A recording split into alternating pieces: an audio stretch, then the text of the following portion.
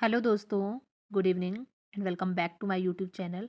आशा करती हूँ आप सब बहुत अच्छे होंगे। मैं भी बहुत अच्छी हूँ। जैसे कि आपको दिखाई दे रहा है, यहाँ पर मैं आपको पढ़ा रही हूँ इकाई 4 जो है हमारे सिलेबस में यूजीसी नेट हिंदी साहित्य में है।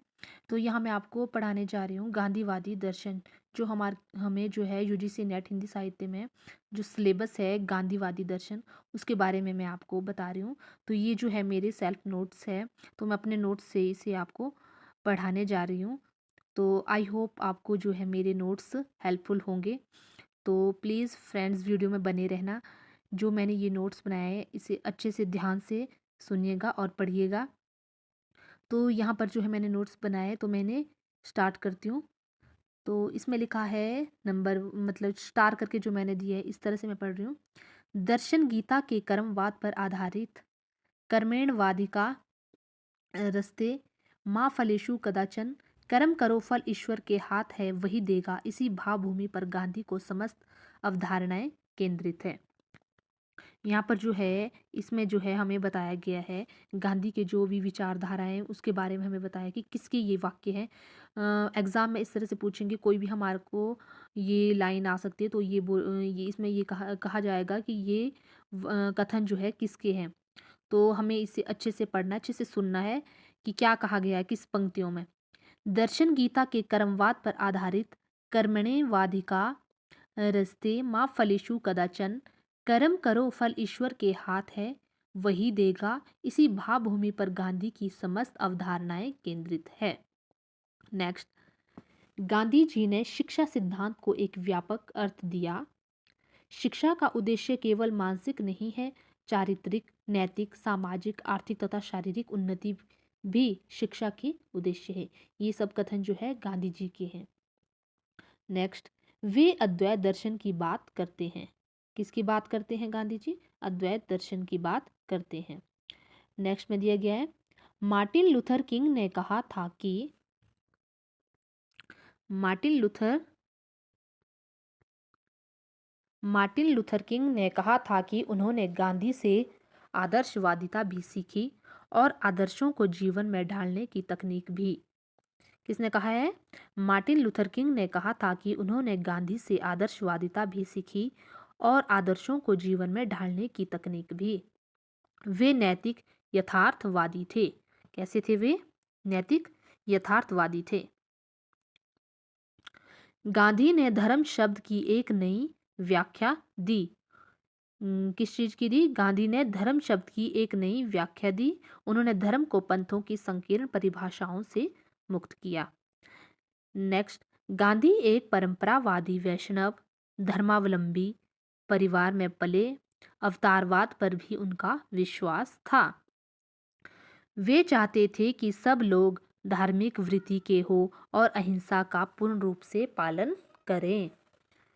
अगला, वे बार बार कहते थे कि किसी भी धर्म ग्रंथ में दूसरे के धर्म की निंदा नहीं की गई है। वे सर्वधर्म समभाव के पक्षपाती थे। उन्होंने सर्वधर्म समभाव की प्रतिष्ठा करके भारत की अनेकता में एकता की भावना जागृत की।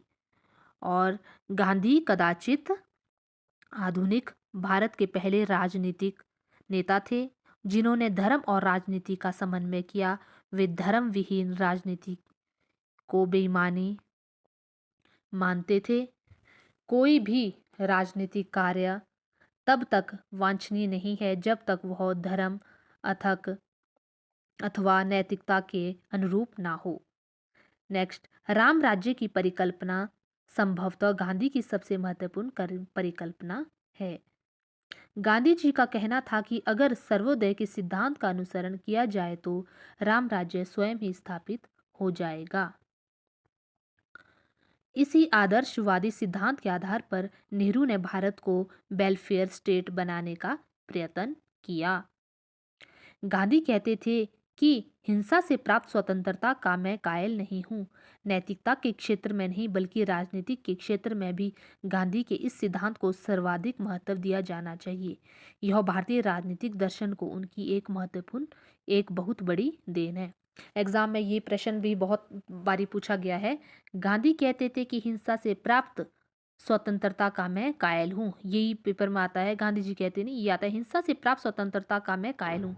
कायल नहीं हूँ नैतिकता के क्षेत्र में नहीं बल्कि राजनीतिक क्षेत्र में भी। ये कथन किसके हैं? तो ये कथन किसके हैं? ये है गांधी जी के। तो इस तरह से आपने से बताना है। नेक्स्ट, गांधी जी ने व्यक्ति की महत्ता को कभी नजरअंदाज नहीं किया। उन्होंने कहा कि धर्म, राजनीति, अर्थनीति सबसे ऊपर मनुष्य की सत्ता है। गांधी जी की बातों का महत्व अकेडमिक ना होकर व्यावहारिक है। गांधी जी के विचार उन्हीं के शब्दों में, मेरी शिक्षाएं केवल काल्पनिक या अव्यवहारिक नहीं है। मैं वही कहता हूँ जो प्राचीन लोगों ने कहा था, उन्हीं की कही बातों की शिक्षा देता हूँ। मेरा दावा सिर्फ इतना इतना ही है कि ये शिक्षाएं सभी अपने जीवन में उतार सकते हैं, क्योंकि मैं ऐसा कर सकता हूँ और मैं भी और लोगों की तरह एक साधारण व्यक्ति हूँ। मुझ में भी वही कमजोरियाँ हैं जो और लोगों में होती है। ये यंग इंडिया 1927 में गांधी जी ने कहा था। और आगे आगे मैं बोलती हूँ, मैं हर बार अपनी कही हुई बातों को पहले के ही अनुरूप कहना चाहता हूँ, किंतु संदर्भ बदल जाने से मेरी सत्य की पकड़ भी बदल जाती है। इस प्रकार मैं एक सत्य से दूसरे सत्य की ओर अग्रसर होता हूँ। हरिजन 1939 में। तो ये है जो हरिजन की है, 1939 की है। तो इसमें नेक्स्ट है, सारे विश्व से मित्रता मेरा परम ध्येय है। मैं प्रेम से किसी भी विरोध का सामना कर सकता हूँ। यह यंग इंडिया 1920। मुझे और मुझ जैसे सैकड़ों लोगों को मर जाने दीजिए, किंतु सत्य बचा रहे। मेरा मूल्यांकन करने में आप सत्य को हानि न पहुंचाए। आत्मकथा। अहिंसा सत्य की खोज का आधार है। मैं प्रतिदिन यह अनुभव करता हूँ कि हर खोज व्यर्थ है यदि वह अहिंसा पर आधारित ना हो। किसी व्यवस्था पर प्रहार करना सहज है और कभी कभी आवश्यक भी, किंतु इसकी संरचना करने वाले पर व्यक्तिगत प्रहार अवांछनीय है। किसी व्यक्ति को नीचा दिखाना हिंसा है। आत्मकथा। यह जो है आत्मकथा है। मेरे लगातार के अनुभवों ने मुझे बताया है कि सत्य के अतिरिक्त और कोई ईश्वर नहीं है और सत्य प्राप्ति का एकमात्र साधन अहिंसा है। यह जो है आत्मकथा में कहा गया है, जो महात्मा गांधी की आत्मकथा है। और जो ऊपर दिया है हरिजन, जो है हरिजन गाथा जो है 1939 का दिया है। यह जो हरिजन की जो है, इसमें महात्मा गांधी की जो पत्रिका है हरिजन गाथा, उसी में ये 1939 उस पत्रिका में ये बातें कही गई है जो महात्मा गांधी के ने कही है। नेक्स्ट यहाँ पर है, मेरे लगातार के अनुभव ने मुझे हाँ, ये मैंने पढ़ दिया। नेक्स्ट, सत्य की सार्वभौमिक सत्ता का आभास तब होता है जब हम निम्नतम प्राणी को भी प्रेम की दृष्टि से देखें। ऐसी दृष्टि वाला व्यक्ति जीवन के किसी भी क्षेत्र को बाहर नहीं रख सकता। आत्मकथा। मैं केवल एक ही वस्तु चाहता हूँ, उसी के लिए पिछले 30 वर्षों से संघर्ष कर रहा हूँ। वह वस्तु है आत्म साक्षात्कार द्वारा मोक्ष। यह भी आत्मकथा में लिखा गया है।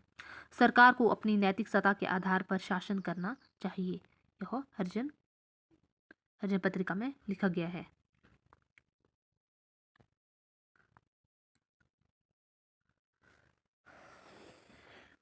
नेक्स्ट है, स्वराज्य से मेरा अभिप्राय है लोक सम्मति के अनुसार होने वाला शासन। लोक सम्मति का निश्चय देश के बालिगों को करना चाहिए। Young India. मेरे लिए राजनैतिक सत्ता एक साध्य नहीं बल्कि मनुष्य के जीवन के प्रत्येक क्षेत्र में उन्नति लाने का एक साधन है। राजनीतिक सत्ता का अर्थ है राष्ट्र के प्रतिनिधियों द्वारा राष्ट्रीय जीवन को नियमित करने की शक्ति। यदि राष्ट्रीय जीवन इतना पूर्ण हो जाता है कि वो आत्म अनुशासित बन सके तो किसी प्रतिनिधित्व की कोई आवश्यकता नहीं। वह एक ज्ञान में अराजकता की स्थिति होगी। Young India. धार्मिक दृष्टि से राम राज्य का अर्थ है पृथ्वी पर भगवान का राज्य।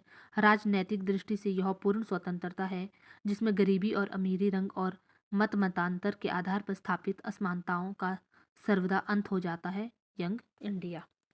प्रत्येक वस्तु ईश्वर की है और ईश्वर से आई है, इसलिए वह उसकी संपूर्ण सृष्टि के लिए है, किसी व्यक्ति विशेष के लिए नहीं। जब किसी व्यक्ति के पास उचित भाग से अधिक होता है तो उस अंश के लिए वह ईश्वर की सृष्टि का न्यायाधर घर बन जाता है। Young India. अगला, श्रमिक को पूंजीपति के हृदय परिवर्तन होने तक प्रतीक्षा करने की आवश्यकता नहीं है। नहीं है। नहीं है। यदि पूंजी शक्ति है तो कार्य भी शक्ति है। जिस क्षण भी मजदूर अपनी शक्ति को जान जाएगा, पूंजीपति का दूसरा दास पूंजीपति का दास रहने के बजाय उसका साझीदार बन जाने की स्थिति में आ जाएगा। Young India. औद्योगिकरण और बड़े पैमाने वाले उत्पादन का विकास हाल में हुआ है। हम नहीं जानते कि हमारे सुख की वृद्धि में उनका क्या हाथ है, परंतु इतना हमें मालूम है कि उनके पीछे हाल के विश्व युद्ध अवश्य आए हैं। दी हिंदुस्तान स्टैंडर्ड 1944। अगला, अगर राज्य का स्वामित्व अनिवार्य है हो तो मैं भरसक कम से कम राज्य के स्वामित्व की सिफारिश करूंगा। The modern review 1935। मेरी कल्पना का स्वराज्य निर्धन व्यक्ति का स्वराज्य है। Young India 1939। सच्चा लोकतंत्र और जनता का स्वराज कभी भी झूठे और हिंसात्मक ढंगों से नहीं आ सकता है। इसका कारण यह है कि हिंसा से आए स्वराज्य में विरोधियों को दबा दिया जाता है या उनका सफाया कर दिया जाता है।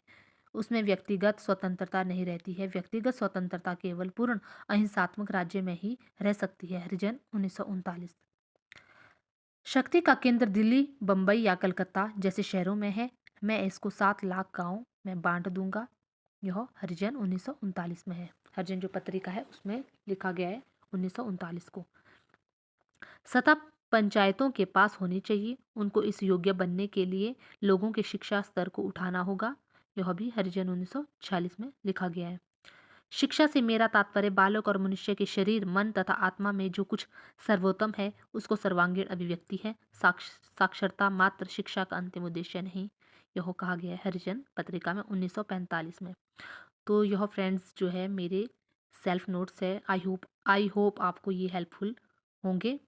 तो फ्रेंड्स प्लीज़ इस वीडियो को ज़्यादा से ज़्यादा देखना, और अगर आपको ये वीडियो अच्छी लगी तो प्लीज़ कमेंट करना और लाइक, शेयर और सब्सक्राइब करना बिल्कुल भी मत भूलना। प्लीज़ फ्रेंड मेरे इस चैनल को ज़्यादा से ज़्यादा सब्सक्राइब करो। तो अब मैं आपसे मिलती हूँ नेक्स्ट। अगर आप मुझे सब्सक्राइब करोगे, कमेंट में लिखोगे, तो मैं आपको नेक्स्ट जो है अच्छे से नोट्स जो अपने बनाए हुए आपके साथ शेयर करूँगी। तो अब आपसे मिलती हूँ कल नेक्स्ट वीडियो पे। तब तक के लिए tata and bye bye, good night.